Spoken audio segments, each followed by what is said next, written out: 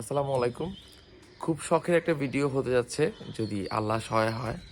অনেক দিনের একটা ইচ্ছা ছিল যে একটা গ্রামের বাড়িতে যাব, আর শীতকালীন মাংস দিয়ে বা হাঁসের মাংস, গরুর মাংস যাই পাই না কেন, সেটা দিয়ে খোলাজা পিঠা খাবো। তো আজকে এমন একটা ভিডিও শুরু হতে যাচ্ছে, বা আমি করতে পারতেছি। চলেন আজকে ভিডিওটা শুরু করি। আজকে আমাদের গন্তব্য হচ্ছে মাস্টারপাড়া হয়ে সোনাপুর। আর সেখানে আমরা যাওয়ার পথে কিছুক্ষণ দাঁড়ালাম, কারণ আমার একটা ওখানে ভাতিজা আছে, ওর জন্য টুকিটাকি না নিলে নয়। আর সবাই শীতে জড়সড় অবস্থা। আর চলে আসলাম ফিরোজা মেনশনে। এটাই হচ্ছে সেই রিয়াদ ভাই, আমার ভাইয়ের বন্ধু, যার মাধ্যমে আজকে দাওয়াতটা খাবো। বলতে গেলে জোর করেই এই শীতের সকালে দাওয়াতটা নিলাম, ওনাদেরকে কষ্ট দিচ্ছি। এখানেই আবার সাহিত্য আছেন আঙ্কেল আর আন্টি, ওনারা থাকলে আরও বেশি ভালো লাগতো। অতঃপর গ্রামের বাড়িতে একটা ফিল নিতে চলে আসলাম। এটাই হচ্ছে ওই ভাইয়াটার বাড়ি, যেটা আমার ভাইয়ের বন্ধু রিয়াদ ভাই। আর উনি খুবই আমাদের ক্লোজ, ফ্যামিলিগতভাবে তার সাথে একটা আন্ডারস্ট্যান্ডিং আছে সেই ছোটোবেলা থেকে। সেই জন্য আবদার বশত খোলা জাবিটা খাবো মাংস দিয়ে। আর সেটা গ্রামের বাড়ি ছাড়া অসম্ভব। আমাদের ফেনীতে বা আমাদের এই নোয়াখালী বা ফেনী অঞ্চলের মধ্যে খোলাজা পিঠার যে ট্রেন্ডিং বা ঐতিহ্য, এটা আমার মনে হয় যে আরও 100 বছর যাবে না, আরও বাড়বে। এই ক্রেজটার জন্যই আমার এই জিনিসটা এত ভালো লাগে। আর এত মজার জিনিস, সেটা আমি যদি না খাই, তাও এই ভোরবেলা এই শীতের সকালে এখানে এসে এটা আমার মনে হয় যে মিস করলে সমস্যা আছে। সেজন্য চলে আসলাম। আর ওনাদের গ্রামের বাড়িটা ভালো, সুন্দর। আর সোনাপুরের একদম উচ্চ বিদ্যালয়ের ঠিক পাশেই। রিয়াদ ভাইয়ের ফোন কলে বুঝতেছিলাম যে ওনার পুরো উপস্থিতি খুব ভালো ছিল। সেজন্য যাওয়ার সাথে সাথে খাওয়া দাওয়াগুলো যেভাবে ডেকোরেশন ভাবে আমাদের সামনে প্রস্তুত করতেছিল, সেটা আসলে অতুলনীয়। কারণ এত সাত সকালে এত কিছু আয়োজন, আমরা শুধু হাঁসের মাংস দিয়ে বা যে কোনো মাংস দিয়ে খোলাজা পিঠা খাবো সেটা আবদার করছিলাম। বাট গরম গরম খোলাজা পিঠা এত কিছু দিয়ে খাবো, সেটা আসলে কল্পনা করি নাই।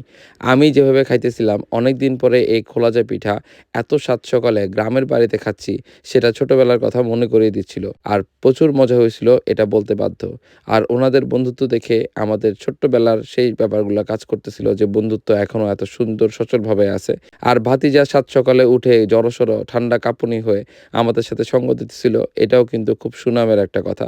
আর ভাইয়া আপ্যায়নে কিন্তু কোনো কিছু কমতি রাখে নাই। আমরাও খুব খাইতেছিলাম সুন্দর করে, আর উনি বেড়ে দিচ্ছিল। যদিও রিয়াদ ভাইয়ের মাধ্যমে আমরা ভাবিকে পাইছিলাম, বাট ভাবির সুনামটা যত করব তত কম পড়বে। কারণ পায়েসের পাশাপাশি প্রত্যেকটা আইটেম লাস্টে চা পর্যন্ত এত মজা হয়েছে, আসলে বলে শেষ করা যাবে না। আলহামদুলিল্লাহ, আজকের খাওয়া দাওয়া শেষ। এবং এতটুকু যে খাওয়া দাওয়া হবে আমি ভাবতে পারিনি। কারণ একলা একটা মানুষ, মানে ভাবির কথা বলতেছি, উনি এই পর্যন্ত করবে, এটা আসলে কল্পনা অতীত। আমার এক্সপেকটেশনের বাইরে চলে গেছে। এখানকার খোলাচা পিঠা বলেন, এরপরে হচ্ছে হাঁসের মাংস বলেন, দেখতে অতুলনীয় যেরকম, খেতে কিন্তু খুবই স্বাদ হয়েছে। মানে একটা ঘরোয়া পরিবেশে খাওয়া আর বাইরে পরিবেশে খাওয়ার মধ্যে এই একটা পার্থক্য। ধোঁয়া ওঠা একটা খাওয়া দাওয়া এই ঠান্ডার ভিতরে। এরপরে ওনার বাইরেও উনি আরও অনেক কিছু করছে, ভাজি করছে, এরপরে বুটের ডালের সাথে গরু মাংস, এরপরে হাঁস তো ছিলই, এরপরে আবার ডিম পোস্ট বলে, এরপরে এভরিথিং খুব সলিড ছিল, খুবই মজাদার ছিল। আর টেস্টের বেলায় ভাবি 10-10। হ্যাঁ, এইরকম একটা অবস্থা। আর লাস্টে দিয়ে পায়েসটা খুবই মজা ছিল, খুবই মজা ছিল। যদিও তেমন একটা মিষ্টি ছিল না, আমি মিষ্টি খুব পছন্দ করি, কিন্তু এটা তেমন একটা মিষ্টি ছিল না, তারপরও খুবই মজা হয়েছে। আমি জাস্ট লাস্টে এরকম বলতে পারি বা বলতে চাই, আমাদের যে ঐতিহ্য বা ট্রেন্ডিং বা ট্রেডিশনাল যে ব্যাপারটা, এটা খোলাজা পিঠা দিয়ে ধরে রাখাটা খুবই বাঞ্ছনীয় আমার মতে। কারণ আমরা নোয়াখালী অঞ্চলে বা ফেনী অঞ্চলের এই পাশে যেভাবে এই খোলাজা পিঠাটা খুবই ঐতিহ্য বহন করে আছে, এটা যদি হারা যায়, একটা বিশেষ জিনিস হারা যাবে। সো আমাদের উচিত এই জিনিসটা বজায় রাখা, এটাকে আরও পরিচিত করা বা সবার সামনে তুলে ধরা, যে আমাদের এই ঐতিহ্যটা এভাবে বহন করি আমরা। এটা যারা যারা আছেন তারা একটু দেখবেন, এবং খাওয়া দাওয়ার ব্যাপারটা মানুষের সামনে ফুটে তুলবেন।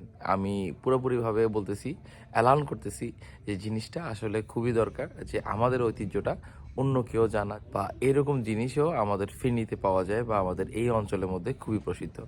সো আজকের ভিডিওটা কেমন লাগছে অবশ্যই আমাকে জানাবেন। আর আপনার যে মতামত বা আপনাদের ওখানে কি কি ফেমাস, সেটা আমাকে অবশ্যই কমেন্ট করে জানাবেন।